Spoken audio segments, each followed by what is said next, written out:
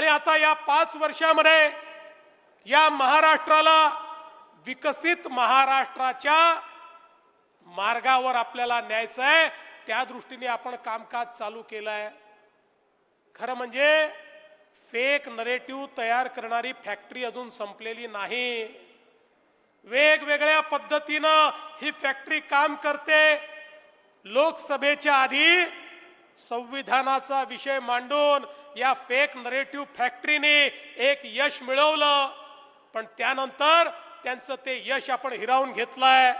पण आज वेगवेगळ्या पद्धतीनं हे लोक रोज नवीन फेक नरेटिव्ह तयार करतात।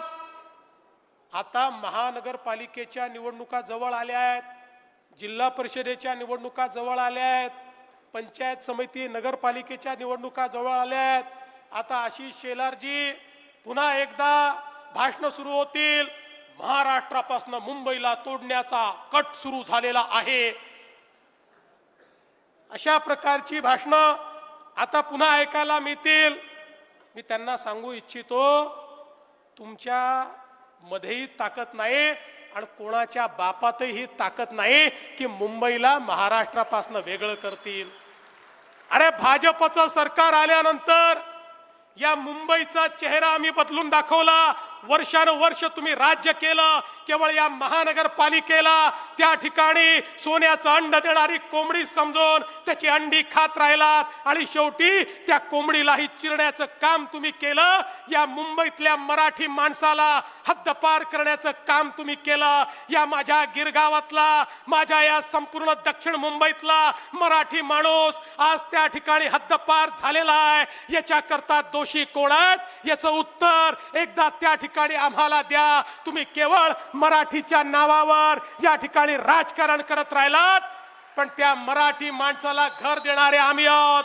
बीडीडी चाळीमध्ये इतके वर्ष राहणारा मराठी माणूस, त्याला घर देणारे आम्ही आहोत। अभ्युदय नगरच्या या मराठी माणसाला घर देणारे आम्ही आहोत। या ठिकाणी धारावी मधल्या गरीब माणसाला घर देणारे आम्ही आहोत। त्यामुळे निवडणुका आल्यानंतर यांना मराठी माणूस आठवतो आणि अनेक वेळा मला तर लक्षातच येत नाही, यांना लाज का वाटत नाही। आपण जे केलं त्याच्याच विरुद्ध बोलायचं आणि जिंकलो जिंकलो जिंकलो सांगायचं। खरं म्हणजे या देशामध्ये नवीन शैक्षणिक धोरणामध्ये त्रिभाषा सूत्र आलं। हे त्रिभाषा सूत्र आल्यानंतर ते त्रिभाषा सूत्र कसं स्वीकारलं पाहिजे याकरता उद्धव ठाकरे सरकारने समिती तयार केली। त्या समितीमध्ये त्यांच्या उबाठाचा उपनेता टाकला। त्या समितीचा रिपोर्ट आला। समितीच्या रिपोर्टमध्ये सांगितलं, पहिल्या वर्गापासनं मराठी सोबत हिंदी आणि इंग्रजी 12वी पर्यंत कंपल्सरी करा, अनिवार्य करा। कोणी सांगितलं? उद्धव ठाकरेंच्या समितीने, त्यांच्या उपनेत्यांनी सांगितलं, पहिलीपासनं 12वी पर्यंत हिंदी अनिवार्य करा। आणि तो रिपोर्ट उद्धव ठाकरेंच्या कॅबिनेटने स्वीकारला। त्याच्यावर उद्धव ठाकरेंनी सही केली, कॅबिनेटच्या मीटिंगवर सही केली। आणि आता ज्यावेळी आपल्या सरकारने निर्णय केला की तिसरी भाषा हिंदी तर शिकता येईलच, पण हिंदी सोबत कोणतीही भारतीय भाषा तुम्हाला शिकता येईल, त्यावेळी मात्र हिंदीची सक्ती, हिंदीची सक्ती, हिंदीची सक्ती अशा प्रकारचं बोलणं सुरू केलं। या महाराष्ट्रामध्ये सक्ती एकच आहे, ती म्हणजे मराठीची। मराठी शिकावीच लागेल। पण त्याच वेळी आम्हाला हिंदीचाही अभिमान आहे, आम्हाला हिंदीचाही अभिमान आहे। या भारतातल्या प्रत्येक भाषेचा अभिमान आम्हाला आहे, या भारतीय भाषांचा आम्हाला अभिमान आहे। अरे आम्ही हिंदीचा विरोध करून इंग्रजीला पायघड्या घालणारे लोक नाही आहोत। आम्हाला अभिमान भारतीय भाषेचा आहे। हो, इंग्रजी भाषा आवश्यक आहे म्हणून शिकली पाहिजे, त्याचा आम्हाला विरोध नाही आहे।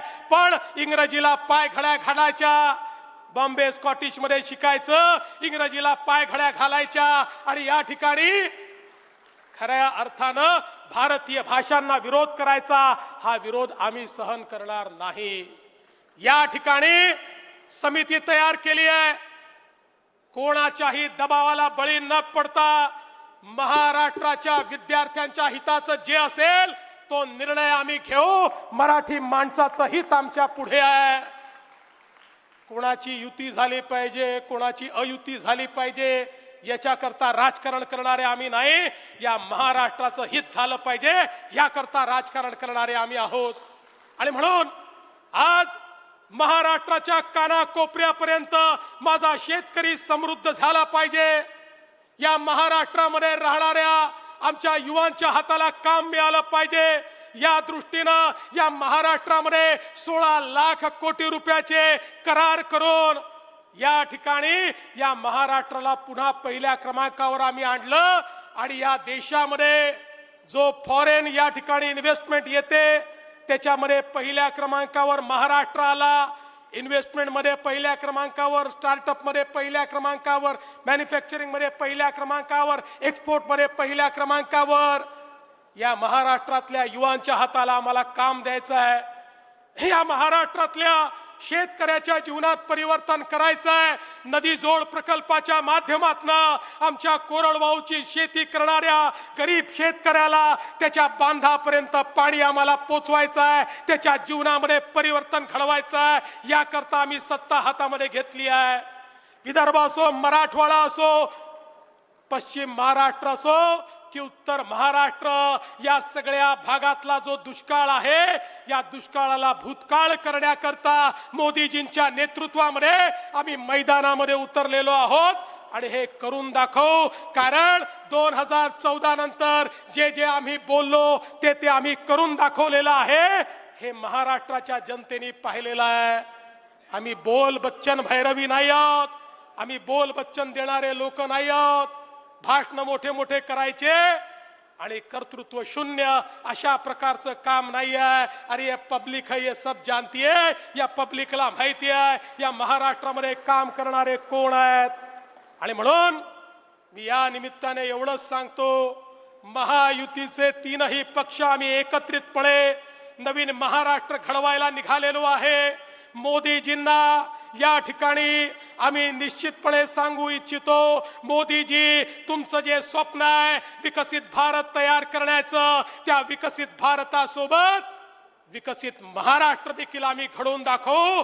आणि तुमचं स्वप्न पूर्ण करण्याकरता रात्र आणि दिवस या ठिकाणी झटून आम्ही महाराष्ट्राला देशातलं सर्वोत्तम राज्य केल्याशिवाय थांबणार नाही। एवढंच या निमित्ताने बोलतो। पुन्हा एकदा आपले नवनिर्वाचित अध्यक्ष रवींद्र चव्हाण यांना मनापासून शुभेच्छा देतो। रवीजी तुम्ही पुढे व्हा, आम्ही सगळे तुमच्या खांद्याला खांदा लावून या ठिकाणी महाराष्ट्रामध्ये पुन्हा एकदा महाराष्ट्राला विजयाकडे घेऊन जाऊ, एवढंच बोलतो आणि माझं बोलणं संपवतो। धन्यवाद। जय हिंद, जय महाराष्ट्र। धन्यवाद देवेंद्रजी। आणि आता या संपूर्ण कार्यक्रमाचा समारोप